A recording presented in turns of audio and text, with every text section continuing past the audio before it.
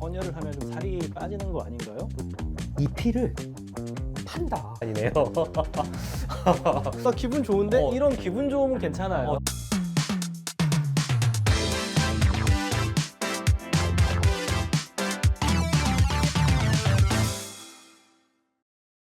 안녕하세요. 닥터 프렌즈입니다.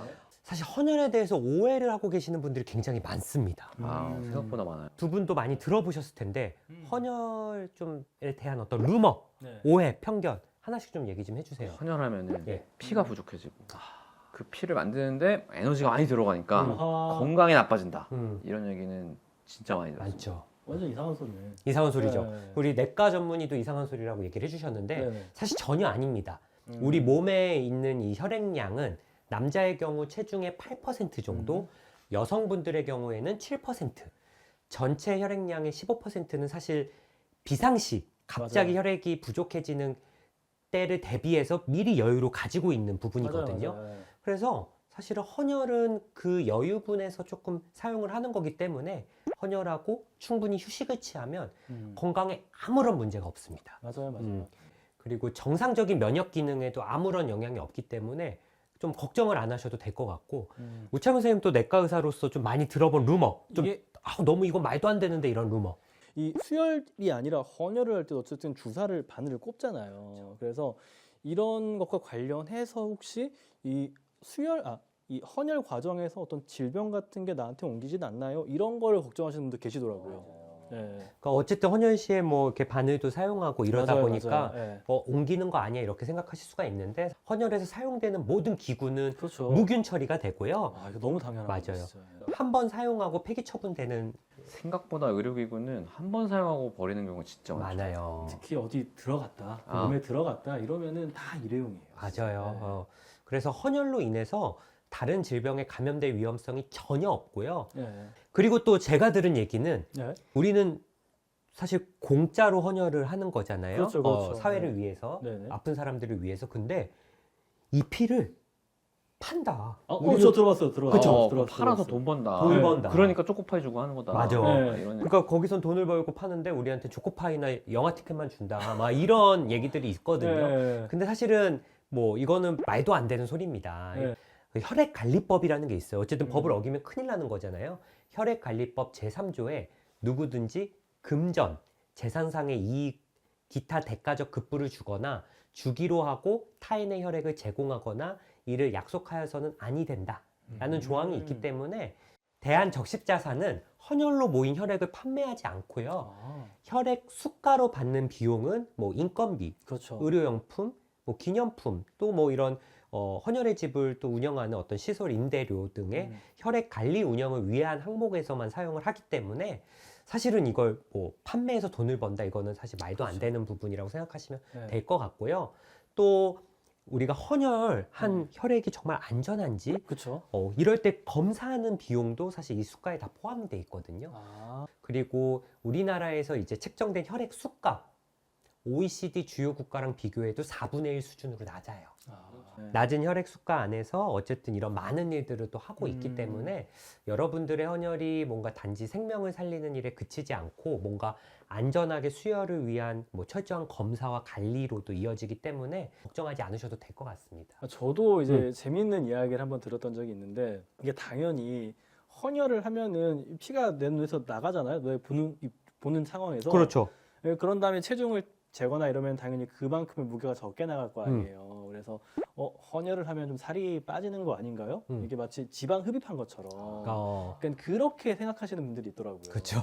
네. 일시적으로 체중이 줄어들 수는 있지만 네. 결국은 빠져나간 혈액은 금방 다시 생성되고 보충이 되기 때문에 맞아요. 다이어트에 전혀 효과가 없습니다. 기분 좋은데 어. 이런 기분 좋으면 괜찮아요. 좋은 네. 일도 하니까 좋다, 네, 이런 기분 느낌이지. 좋은까지만 가져가자. 그래서 뭐 이렇게 헌혈을 통해서 직접적으로 생명을 또 구할 수도 있지만 또 헌혈 기부권이라고 하는 걸 통해서 우리가 생명을 구할 수도 있거든요. 그렇죠. 이게 헌혈자가 기념품을 받지 않고 네. 그 금액을 내 명의로, 그러니까 헌혈자의 명의로 이제 뭐 단체나 사업에 기부할 수 있는 겁니다. 이게. 그런 게 있구나. 어. 몰랐어요. 그래서 네. 이런 헌혈 기부권 사업으로 이런 조혈모세포 이식 환자분들 네. 치료비에도 좀 지원을 한다고 합니다. 그리고 이 음. 청각장애 환자분들에게 인공화후 그거 굉장히 중요해요. 수술비에도 이제 요 그 헌혈 기부권 비용이 이제 일부 쓰인다고도 하니까 되게 좋은 사례들이 많은 것 같아요. 그쵸. 내가 헌혈도 하고 또 이 기념품 기부권이 여기에도 쓰이고 하면은 정말 이중으로 생명을 또 살리는데 기부하시는 부분들이 있지 않을까 좀 생각이 좀 듭니다. 그리고 사실 또 좋은 거는 헌혈을 하면 네. 내 피, 혈액 건강이 어떤지 맞아요, 내 건강을 맞아요. 사실 알 수가 있죠. 맞아요. 앱에도 딱 나와 이게. 맞아요. 네. 그래서 헌혈 전에 간단한 이제 건강 검사를 해주죠. 맞아요, 맞아요. 혈압도 체크하고요.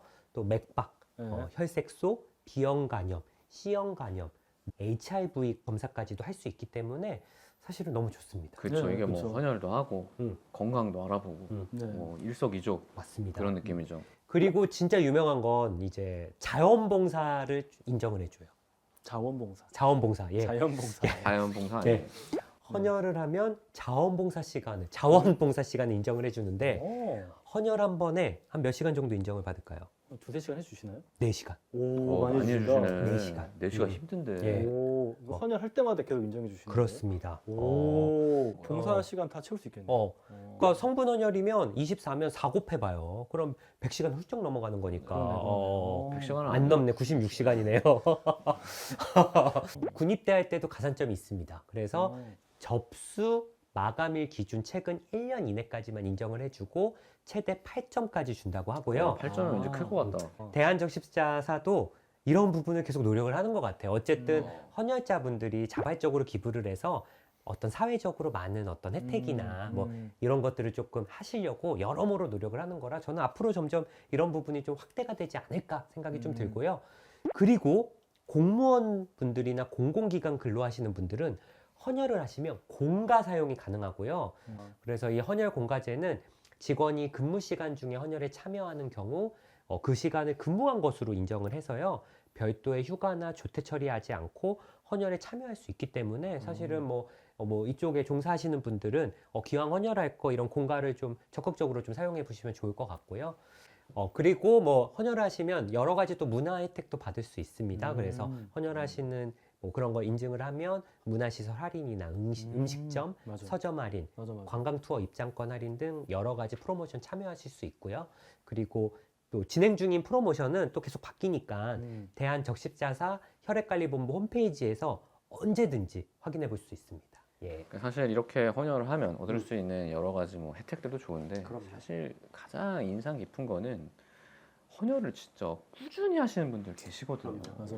계속 하시는 분들 그런 분들에게는 개인적인 혜택을 넘어가지고 좀 사회 전체가 감사와 존경을 표현할 수 있는 방법이 필요할 것 같아요. 그래서 대한적십자사에서 다회 헌혈자 예우 정책을 운영하고 있습니다.